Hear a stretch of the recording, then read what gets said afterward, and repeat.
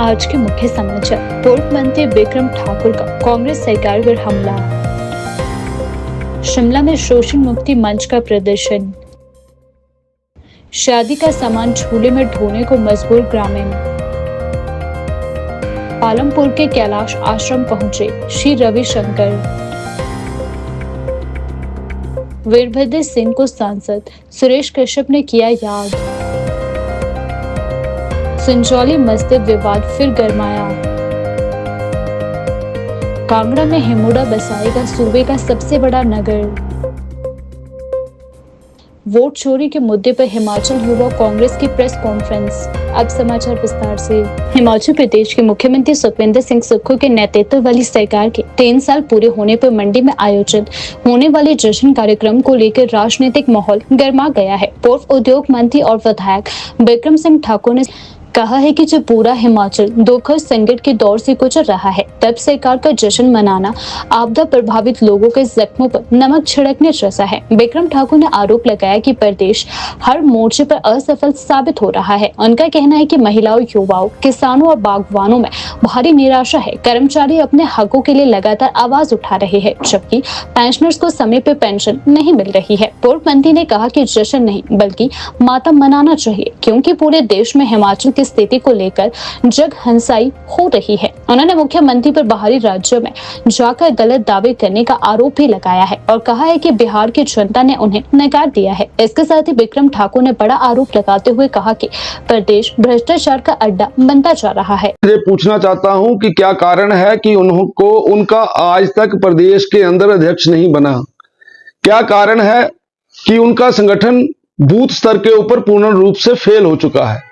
जिस पार्टी को वो गुटों में बटी हुई पार्टी बोल रहे हैं, उस पार्टी का पूरे देश के अंदर किस प्रकार के नतीजे आ रहे हैं, इनको देखकर भी इनको ऐसी बातें बोलने से शर्म नहीं आती। भारतीय जनता पार्टी एकजुटता के साथ आगे बढ़ रही है। जिस प्रकार से बिहार में कांग्रेस का सुपड़ा साफ हुआ है, आने वाले दिनों में हिमाचल प्रदेश के अंदर भी कांग्रेस का सुपड़ा साफ होने वाला है। वही बात है जो 3 सालों के अंदर आपसी तालमेल का ना होना, मंत्री और मुख्यमंत्रियों की डायरेक्शन अलग होना, विधायकों के अंदर विश्वास की कमी का होना, और जो गुटों की बात जो हमारे बारे में बोलते हैं, उस प्रकार के 5 नहीं, वहां 5 से कहीं ज्यादा गुट जो है वो देखने में कांग्रेस के नजर आते हैं। कांग्रेस इस समय हताशा में चल रही है। कांग्रेस की इस समय हालत बहुत खराब है। इसलिए कांग्रेस को संगठन के बारे में तो कोई पता ही नहीं लग रहा कि वो संगठन बनाएंगे तो कैसे बनाएंगे। इसलिए मुझे ऐसा लगता है कांग्रेस को अपनी नीतियों और अपने कार्यक्रमों के बारे में दोबारा से सोचना चाहिए। किस प्रकार से वो अपने आप को सरवाइव कर सकते हैं, किस प्रकार से वो आगे बढ़ सकते हैं। आज तो हिमाचल प्रदेश भ्रष्टाचार का अड्डा बना हुआ है। आज कांगड़ा कोऑपरेटिव बैंक की बात करें तो कांगड़ा कोऑपरेटिव बैंक के अंदर किस प्रकार से घोटाले हो रहे हैं। कांगड़ा कोऑपरेटिव बैंक किस प्रकार से चुनाव के दिनों के अंदर महिलाओं के खाते में, जो महिला मंडल है उनके खाते में पैसे डाल रहा है। हर जगह के ऊपर घोटाले हैं। आज कोई भी बात जो है वो ठीक नहीं हो रही। धारा 118 के साथ छेड़छाड़ होने जा रही है। अपने बड़े बड़े आकाओं को, नेताओं को खुश करने के लिए 118 को छेड़ा जा रहा है। इंडस्ट्री यहां से जा रही है। बिजली की दर आज इतनी हो गई है जितनी पूरे हिंदुस्तान के अंदर नहीं है। इसलिए हिमाचल प्रदेश के अंदर कोई भी वर्ग खुश नहीं है। और हमारे पास हिमाचल प्रदेश के अंदर अगर नौजवान को कोई दिशा नजर आती है तो उसको इंडस्ट्री नजर आती है, क्योंकि हम सरकारी नौकरियां देने में सक्षम नहीं है। लेकिन आज इंडस्ट्री की कमर तोड़ दी है सुक्खू जी ने। इंडस्ट्रियलिस्ट बहुत ज्यादा परेशान है। यहां से इंडस्ट्रियां बड़ी संख्या में जहां से चली गई हैं, जो इंडस्ट्री यहां है भी वो भी अब अपनी फुल कैपेसिटी के ऊपर काम नहीं कर रही। केवल थोड़ा काम यहां पे कर रही है और बाकी सारे का सारा काम उन्होंने दूसरी जगह पे शिफ्ट कर दिया। मुझे इस बात का बहुत दुख है कि कांग्रेस की सरकार पिछले 3 वर्षों से हिमाचल प्रदेश में काम कर रही है और आज ये कहा जा रहा है 3 वर्ष का जश्न बहुत शीघ्र मनाया जाएगा। और ये जश्न किस बात का है? पूरा हिमाचल प्रदेश दुखी है। हम किसी भी वर्ग की बात करें, कोई भी वर्ग सुखी नहीं है। महिलाओं को गारंटियों के माध्यम से उनके साथ किस तरीके का व्यवहार हुआ है, नौजवानों को जिनको ये बोला गया कि 1 वर्ष के अंदर 1 लाख नौकरियां देंगे, वो उन नौकरियों का इंतजार कर रहा है। बागवान, किसान दुखी है। कोई भी वर्ग ऐसा नहीं है जो खुश हो। कर्मचारी हर रोज आवाज उठाते हैं कि उनके हक नहीं मिल रहे, पेंशनर्स को पेंशन नहीं मिल रही, तो जश्न किस बात का है? इन्हें तो 3 वर्षों का मातम मनाना चाहिए कि इनके 3 वर्षों के कार्यकाल के अंदर कोई भी वर्ग जो है वो सुखी नहीं है। आज हिमाचल प्रदेश, पूरे देश के अंदर कोई जग हंसाई की बात होती है तो हिमाचल प्रदेश का नाम लिया जाता है। हमारे प्रदेश के मुख्यमंत्री किसी दूसरे प्रदेश में जाकर किस प्रकार से झूठ बोलते हैं, और वो अपने झूठ का पंडारा लेकर अभी बिहार में गए थे, लेकिन वहां पे लोगों ने उनको किस प्रकार से पूर्ण रूप से नेग्लेक्ट किया है वो भी आप लोगों ने देखा है। हिमाचल प्रदेश में दलितों पर बढ़ते अत्याचार, जातिगत भेदभाव, महिलाओं के साथ बलात्कार और हत्या की घटनाओं के विरोध में शोषण मुक्ति मंच ने शिमला में जिलाधीश कार्यालय के बाहर प्रदर्शन किया। मंच के प्रतिनिधियों ने दलितों की सुरक्षा, सामाजिक समानता और न्याय से जुड़े मुद्दों को उठाते हुए डीसी के माध्यम से मुख्यमंत्री को ज्ञापन सौंपा। वक्ताओं ने आरोप लगाया है कि हाल के दिनों में छुआछूत, मारपीट, बलात्कार और हत्या जैसी घटनाओं में तेजी से वृद्धि हुई है। रोडू में 12 वर्षीय दलित बच्चे सिकंदर को उत्पीड़न के चलते आत्महत्या के लिए मजबूर किया गया, जबकि एक अन्य स्कूल में दलित बच्चे को अध्यापिका द्वारा भिक्षुकपुटी से प्रताड़ित किया गया। कुल्लू सेंच घाटी में महिला के साथ सामूहिक बलात्कार और हत्या तथा एक प्रशासनिक अधिकारी के साथ मारपीट जैसी घटनाओं को मंच ने राज्य के लिए शर्मनाक बताया। प्रदर्शनकारियों ने कहा कि राजनीतिक संरक्षण प्राप्त लोगों द्वारा हिंसा और महिलाओं के खिलाफ अपराध बढ़ रहे हैं, जबकि सरकारी नौकरियों में आउटसोर्सिंग और अस्थायी भर्ती से आरक्षण कमजोर हो रहा है। आज शोषण मुक्ति मंच पूरे हिमाचल प्रदेश के अंदर, जैसा आप लोगों को विदित है कि एक संघर्ष दिवस के रूप में, और जो दलितों के ऊपर जो प्रदेश के अंदर महिलाओं के उत्पीड़न और दलितों के जो उत्पीड़न हो रहे हैं, उसके लिए पिछले 16 अक्टूबर को शिमला के कालीबाड़ी हॉल के अंदर एक अधिवेशन किया गया था, और उसमें 36 से ज्यादा जो प्रगतिशील संगठन है और दलित ऑर्गेनाइजेशन है वो एक साथ एक मंच पे आए हैं और शोषण मुक्ति मंच का गठन किया है। और इसी कड़ी में आज नाहन के अंदर भी, जिला सिरमौर के अंदर भी ये गठन हुआ है। हमारे प्रदेश के अंदर हम पिछले काफी समय से देख रहे हैं, खासकर 2012 के बाद तो ये दलित उत्पीड़न की जो घटनाएं और महिला हिंसा की घटनाएं निरंतर बढ़ रही है। आज इन्हीं मांगों को लेकर 12 सूत्रीय मांग पत्र हम हमारे देश के प्रदेश के जो मुख्यमंत्री है उन्हें ज्ञापन सौंप रहे हैं। और इन 12 सूत्रीय मांग पत्र में कुछ भी ऐसा अलग नहीं है जो हमारे देश के संविधान में नहीं लिखा है, जो प्रावधान नहीं है, सिर्फ और सिर्फ जो उसमें कमी है उन्हें लागू करने की। अभी आपने रोडू के अंदर देखा, लिमरा गांव के अंदर किस प्रकार से एक दलित बच्चे को मजबूर कर दिया कि उसे सुसाइड करना पड़ा, और उसके बाद ही वहां पे लगातार जो दूसरी और तीसरी घटना, जो एक बच्चे की पिटाई और तीसरी घटना फिर एक दलित बच्चे की पिटाई और बिच्छू बुटी के साथ उसको मारना, और उसी के साथ जुड़ती हुई घटना फिर आपने देखी आपका सेंच घाटी के अंदर के किस प्रकार से एक महिला का पहले बलात्कार किया जाता है और बाद में षड्यंत्र के तहत उसी के पति को उसी के हत्या के जुर्म में गिरफ्तार कर लिया जाता है और की घटनाएं हो रही है। लेकिन घटना में क्या भिन्नता है? जो हमीरपुर की रंजना देवी की घटना हुई है, वो एक अनुसूचित जाति के लड़के ने हत्या करी, उसका भी हम विरोध करते हैं। उस तरीके की किसी भी प्रकार की, चाहे महिला की हिंसा हो, जाति का व्यक्ति गलत कोई भी करे वो बर्दाश्त नहीं होगा, क्योंकि शोषण मुक्ति मंच कोई जाति आधारित इस तरीके का मंच नहीं है। शोषण किसी भी वर्ग का होगा, हम उसकी लड़ाई लड़ने के लिए तैयार हैं। लेकिन प्रश्न खड़ा ये होता है कि ज्यादा प्रश्न जो जातीय उत्पीड़न के ही हमारे प्रदेश में आते हैं, और जो हमारे प्रदेश का और देश का कानून है, जब भी दलितों के ऊपर उत्पीड़न होता है तो कानून की जो प्रक्रिया है उसको फॉलो नहीं किया जाता, वो गति धीमी हो जाती है। एट्रोसिटी एक्ट तब तक नहीं लगाया जाता जब तक सड़कों के ऊपर आंदोलन नहीं हुआ था। कुल्लू के अंदर भी ऐसा हुआ, रोडू के अंदर भी ऐसा हुआ, जब सिरमौर के अंदर जिंदान हत्याकांड हुआ था तब भी इसी प्रकार की घटना हुई थी। तो आज इन्हीं मांगों को लेकर पूरे प्रदेश के अंदर ये मांग प्रदर्शन किए जा रहे हैं। एक सांकेतिक मांग प्रदर्शन है, और इसमें हमने कुछ एक बिंदु, जो 12 मुख्यतः बिंदु उठाए हैं। SC/ST एक्ट को लागू करने का, जो प्रभावी तरीके से लागू नहीं होता। SC कंपोनेंट प्लान करना, उसका तेलंगाना की तर्ज पे उसका जो मिसयूज किया जाता है, तेलंगाना की तर्ज पे एक्ट बनाने की बात कर रहे हैं। प्रमोशन में आरक्षण, रोस्टर प्रणाली, जो वन मित्र वगैरह जो भर्ती किए जाते हैं, जहां स्टेट का पैसा लगता है, राज्य कोष से वेतन दिया जाता है, वहां भी रोस्टर लागू नहीं होता।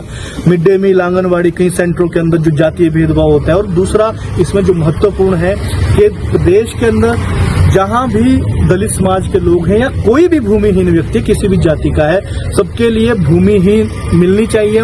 भूमि रहने के लिए भूमि, मकान बनाने के लिए भूमि की मांग कर रहे हैं। और दूसरा एक महत्वपूर्ण मुद्दा ये है कि हमारे देश का या हमारे सिस्टम को जो सफाई होती है, सफाई कर्मचारी है जो इतना मेहनत करके सफाई करते हैं और वो सफाई वो करते हैं और इनाम अमिताभ बच्चन और दूसरे हीरो ले जाते हैं, तो उनके लिए भी हम चिंतित और ये मांग कर रहे हैं कि हिमाचल प्रदेश के अंदर 5 राज्य जिसमें कर्नाटका है, पंजाब है, दिल्ली है, उत्तराखंड है, इन 5 राज्यों की मांग पे मांग कर रहे हैं कि सफाई आयोग का भी हिमाचल प्रदेश के अंदर गठन होना चाहिए। इन्हीं मांगों को लेकर हम सांकेतिक आज प्रदर्शन कर रहे हैं।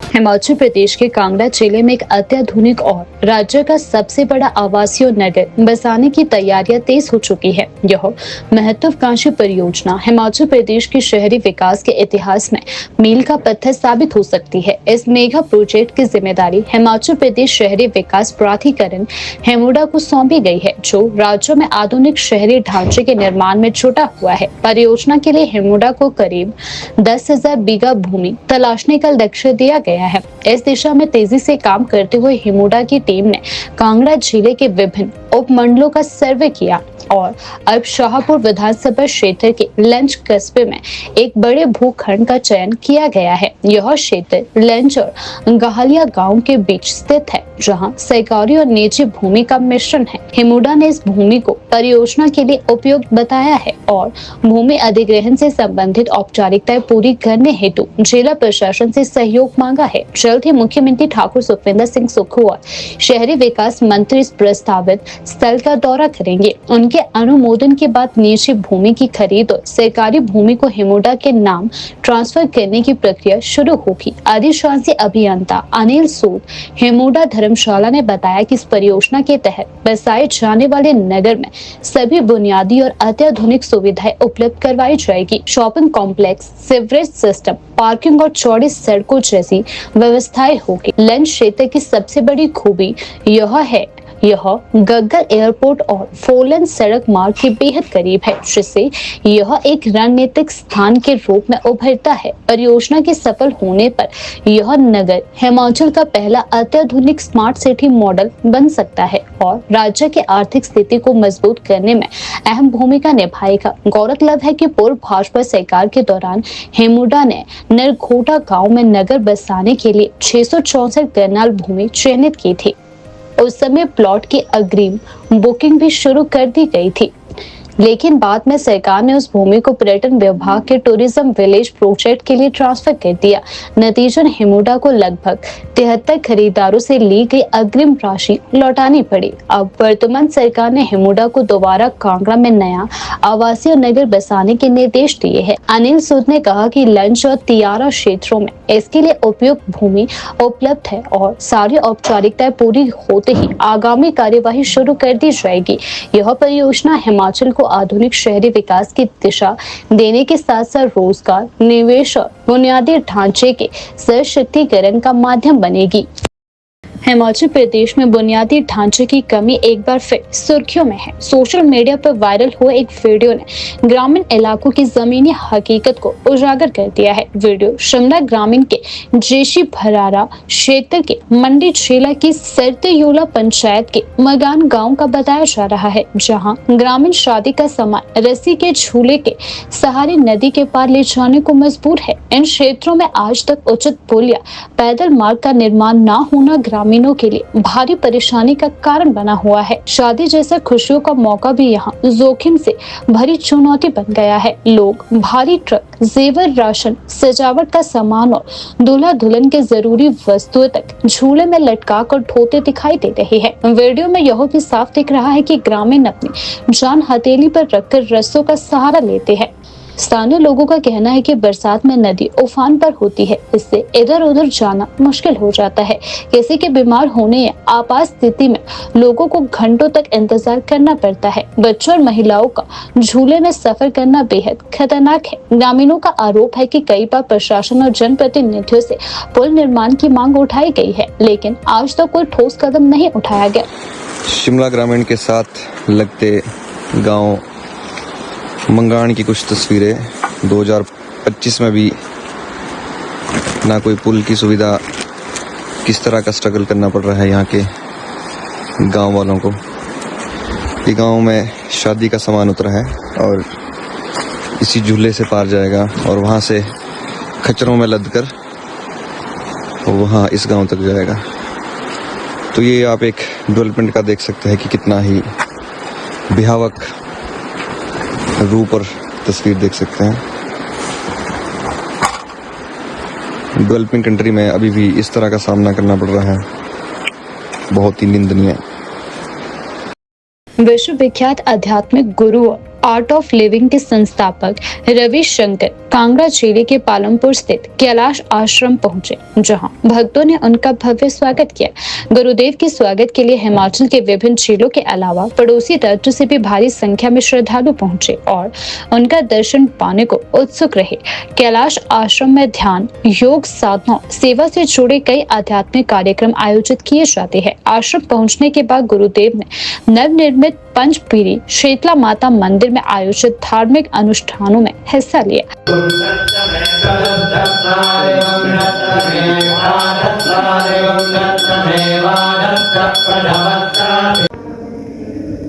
जी नमस्कार। आज आर्ट ऑफ लिविंग के संस्थापक परम पूज्य श्री श्री रविशंकर जी द्वारा यहाँ शीतला माता की मूर्ति की स्थापना की गई। आर्ट ऑफ लिविंग आपको मालूम ही है, गुरुदेव के निर्देशों पे चलता है और ध्यान, मेडिटेशन और क्रिया और प्राणायाम सिखाए जाते हैं लोगों को, शांत रहने के गुण सिखाए जाते हैं। और यहाँ पे भी बहुत से ऐसे कोर्सेज चलते हैं इस आश्रम में भी। और आज यहाँ एक नए मंदिर का जो उद्घाटन हुआ है, गुरुदेव ने शीतला माता की मूर्ति की स्थापना की है और लोगों को एक तोहफा दिया है और यहाँ पे अब लोग आके माता के दर्शन कर सकते हैं। आज ही अभी इस पूरा पूजा विधि सहित यहाँ पे ये माता का जो मूर्ति है यहाँ स्थापना। रोडू में हिमाचल प्रदेश के 6 बार मुख्यमंत्री रहे स्वर्गीय वीरभद्र सिंह की मूर्ति का अनावरण हो चुका है। इस अवसर पर भाजपा के पूर्व प्रदेश अध्यक्ष एवं सांसद सुरेश कश्यप ने उन्हें महान व्यक्तित्व बताते हुए प्रदेश के विकास में उनके योगदान को भावपूर्ण शब्दों में याद किया। सुरेश कश्यप ने कहा कि वीरभद्र सिंह ने अपने लंबे राजनीतिक जीवन में ऐसे निर्णय लिए जो हिमाचल के लिए मील का पत्थर साबित हुए हैं। उन्होंने बताया कि बतौर विधायक 6.5 साल तक उनके साथ काम करने का अनुभव उनके लिए सीखने का बड़ा अवसर रहा। उन्होंने कहा वीरभद्र सिंह जो कहते थे उसे पूरा करते थे। शिक्षा के क्षेत्र में उनका समर्पण इतना था कि वे विधानसभा में स्वयं बोले थे कि अगर एक बच्चे के लिए भी स्कूल खोलना पड़े तो सरकार उसे खोलेगी। सांसद कश्यप ने कहा कि वीरभद्र सिंह की कार्यशैली और विकास की सोच आज भी जनता के मन में है और वर्तमान सरकार को उसी राह पर चलकर आगे बढ़ना चाहिए। उन्होंने कहा कि प्रदेश के लिए उनका योगदान अमिट है। वीरभद्र जी 6 बार इस प्रदेश के मुखिया रहे और मुख्यमंत्री के रूप में भी उनका एक बड़ा योगदान इस प्रदेश के विकास के लिए, इस प्रदेश को आगे ले जाने में। वो एक महान शख्सियत थे, जो कहते थे वो करते थे। मुझे याद है मैं भी उनके साथ 5 साल मुझे विधायक के रूप में 5 क्या मैं कह सकता हूँ 6.5 साल विधायक के रूप में उनके साथ काम करने का अवसर मिला। और उनका जो कार्यकाल 5 साल जब मुख्यमंत्री के रूप में, और उस समय उन्होंने जो निर्णय लिए वो ऐसे निर्णय थे कि जिसको मैं कह सकता हूँ पत्थर की। उन्होंने एक बार विधानसभा में कहा कि हिमाचल प्रदेश में स्कूलों को शिक्षा को लेकर बात है कि अगर एक बच्चे के लिए भी स्कूल खोलना पड़ेगा तो मैं उसके लिए भी स्कूल।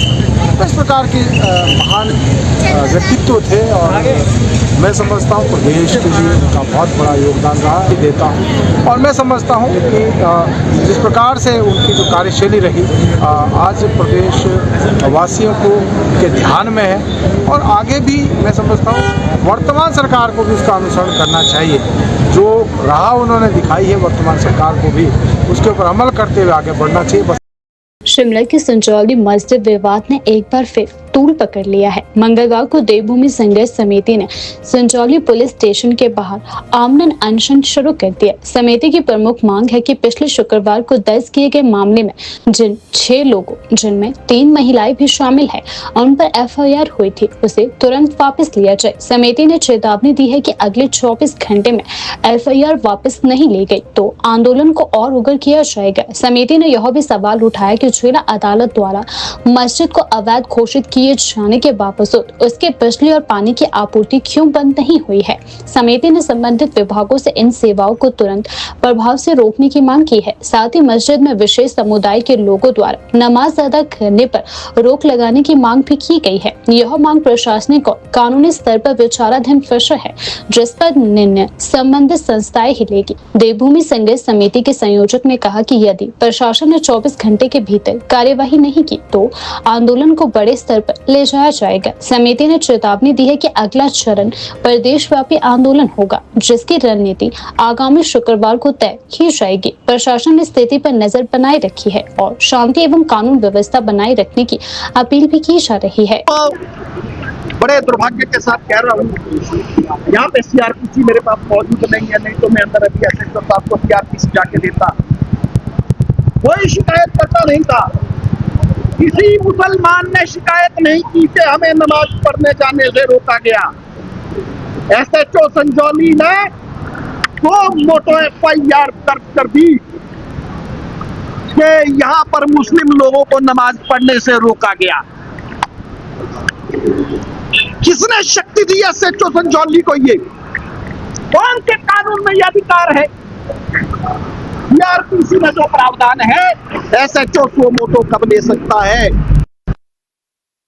से बाहर हो जाए, गोलीबारी चल रही हो, दंगा फसाद हो जाए, तो वहां पर तो हमारी बहनें शांति पूर्वक हाथ जोड़ के आग्रह कर रही थी कि भैया ये मस्जिद जो है वो अवैध हो गई है, इस पे आप नमाज पढ़ने ना जाए। तो इसलिए पहला विषय जो हमारी पहली मांग है कि जो ये FIR है आप इसको तुरंत निरस्त करें। दूसरा विषय, 30 अक्टूबर को माननीय जिला न्यायालय ने जब मुस्लिम पक्ष की याचिका खारिज कर दी और उस अवैध ढांचे को गिराने का जब आदेश सही करार दिया, तो आज 20-21 दिन बीत जाने के बाद भी नगर निगम उस पे बिजली पानी क्यों नहीं काट रहा है? हम समझते हैं कानूनी प्रक्रिया के 60 दिन का समय वक्फ बोर्ड को दिया है उसको गिराने के लिए, तो हम 59 दिन तक नहीं बोल सकते कि आप आज गिराओ। जो समय सीमा है हम उसका कानून का हम सम्मान करते हैं। हम समझते हैं कि जो टाइम दिया है गिराने के लिए वो भी बची है। परंतु मैं नगर निगम से सवाल ये है, भैया आपके हाथ पांव किसने बांध दिए? जब किसी गरीब के घर पे ऐसा आदेश होता है ना, तो आप दूसरे दिन बिजली पानी काटने पहुंच जाते हो। तो यहाँ पर ऐसा इनसे कौन सा मोह है, कौन सी ममता है, कौन सा प्रेम है कि आप इनका बिजली पानी नहीं काट रहे हो? दूसरी मांग हमारी ये है। तीसरी बात कि जब वीरवार को हमारी बहनें DC शिमला से मिली, उन्हें ज्ञापन दिया, कहा कि ये ढांचा अवैध है, यहाँ पर किसी भी प्रकार की गतिविधियां ना की जाए, आप इन पर रोक लगाने का आदेश दें।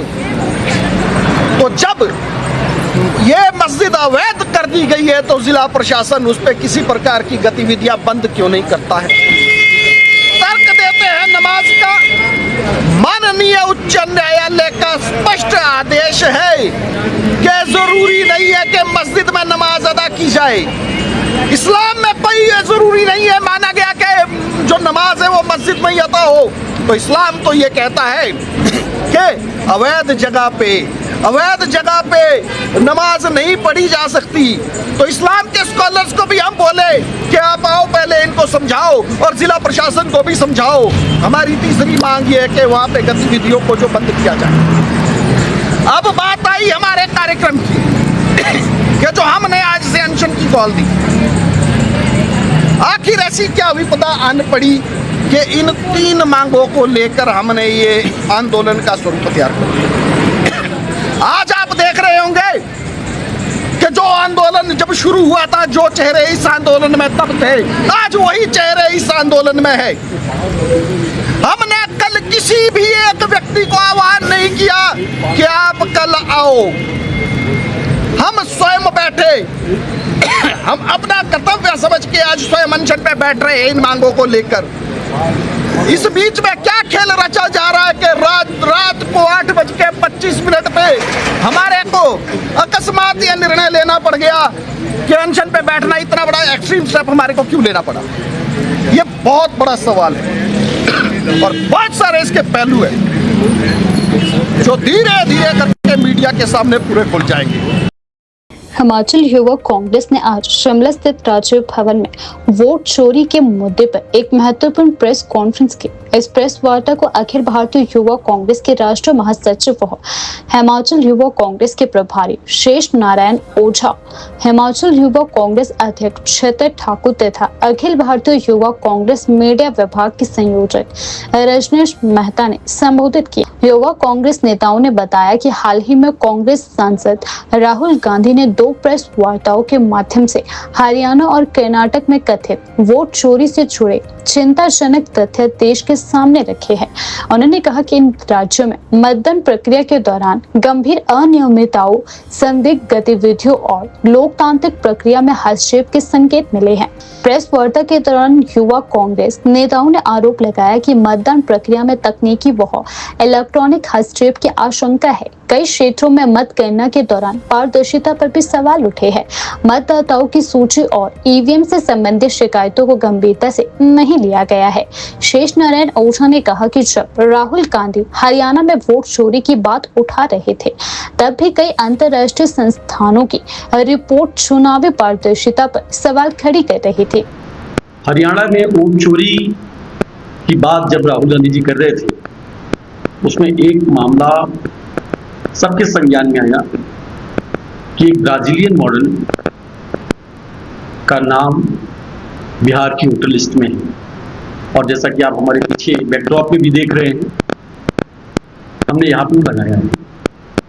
ये सिर्फ और सिर्फ एक एग्जाम्पल है। ऐसे हजारों मामले, लाखों मामले राहुल गांधी ने उस प्रेस वार्ता के माध्यम से बताया कि कैसे हरियाणा में 2 करोड़ वोटरों में 25 लाख लोग अलग अलग तरीकों से वोटर लिस्ट में अचानक से शामिल किए जाते हैं। और हरियाणा का जो रिजल्ट है, उसमें जीती हुई पार्टी और हमारी पार्टी के बीच में लगभग 22 से 22,500 हजार वोट का ही अंतर होता है। इसी कड़ी में अभी बिहार के चुनाव भी संपन्न हुए। बिहार में ग्राउंड जीरो पे मीडिया के जो भी साथी कह रहे थे, देख रहे थे, जा रहे थे, कहीं से भी कोई ऐसा दिशा नहीं था कि कोई लहर या सुनामी वहां पे एनडीए की चल रही। लेकिन जब रिजल्ट आए तो सुनामी तो छोड़िए, सीबीएसई और आईसीएसई बोर्ड के एग्जाम देने वाले बच्चों का जिस प्रकार से मार्क्स आता है कि 100 में से 93%, 95%, इस प्रकार से सीटें बीजेपी को मिली। आखिर क्या कुछ कर दिया था उन्होंने? ऐसा क्या बिहार में तब्दीली कर दी थी कि बिहार कर्नाटक को पीछे करके आगे बढ़ चुका था? चाहे रोजगार के मामले में हो, चाहे किसानों के मामले में हो, चाहे महिलाओं पे अत्याचार के मामले में हो, लेकिन रिजल्ट उससे जस्ट अपोजिट आया। मैं खुद वहां पे ग्राउंड में 8 महीने था और मैंने देखा कि जनता सरकार बदलने का मूड बना चुकी थी। फिर भी रिजल्ट ही आया जो हमारे समझ से परे है। इन पूरे मामलों को लेकर के प्रश्न केवल ये नहीं है कि बिहार के चुनाव हार गए, हरियाणा के चुनाव हार गए, महाराष्ट्र के चुनाव हार गए। प्रश्न ये भी है कि भारत का एक ऐसा इंस्टीट्यूशन जिसमें भारत में चुनाव को सुचारू रूप से संचालित कराने का जिम्मा है, वो पूरी तरीके से संघ की गोदी में बैठ के, बीजेपी की गोदी में बैठ के उनके हिसाब से डिसीजन ले रहा है। मैं कुछ क्वेश्चन रेज करता हूं। महाराष्ट्र और हरियाणा के इलेक्शन हमेशा समय पे एक साथ हुआ करते थे, लेकिन क्या कारण था? कौन से नक्सली हरियाणा में पाए जाते थे जिसका आधार बना करके उस चुनाव को डिले किया गया और महाराष्ट्र का चुनाव कराया गया? कारण में जब हम जाके देखते हैं तो पता चलता है कि हरियाणा में लाकड़ी बहना के नाम से पैसे भेजने में सरकार के पास फंड नहीं था। उन्हें 3 महीने का समय चाहिए था। जब वो समय मिल गया और फंड रिलीज होना चालू हो गया तो चुनाव आयोग इलेक्शन की घोषणा कर देता है। बिहार में सेम कंडीशन। बिहार में SIR बिना पूरी तैयारी के लागू किया जाता है। 65 लाख नाम काटे जाते हैं, स्क्रूटनी की जाती है। स्क्रूटनी के दरमियान जो भी विपक्षी पार्टियों के माध्यम से एलिगेशंस या क्वेश्चंस या उनके सामने प्रश्न उठाए जाते हैं, उनका जवाब देने के बजाय अपनी तरफ से मनमानी तरीके से SIR की लिस्ट जारी कर दी जाती है और 65 लाख नाम काट दिए जाते हैं। संयोग तो यह भी होगा कि जो दो डिप्टी CM थे वो दोनों 1,22,000 वोटों से जीत रहे। कई ऐसे नेता जो 1,20,000 1,22,000 वोट एक फिक्स प्लान बना करके उनको जिता दिया गया। चुनाव के दरमियान लोगों ने देखा था लखीसराय में सिन्हा जी जो डिप्टी CM थे वहां पर किस प्रकार से जनता में उनके खिलाफ रोष था। इवन वो अपनी सरकार पे प्रश्न उठा रहे थे चुनाव वाले दिन, लेकिन जब रिजल्ट आता है तो 1,22,000 प्लस वोट पाकर के चुनाव जीत जाते हैं। तो आज यूथ कांग्रेस न केवल हिमाचल प्रदेश में, पूरे देश के अंदर जनता की आवाज बन करके इस लड़ाई को लड़ने का काम कर रही है। क्यों? क्योंकि जब लेवल प्लेइंग फील्ड ही नहीं होगी चुनाव के लिए तो चुनाव का मतलब क्या रहेगा।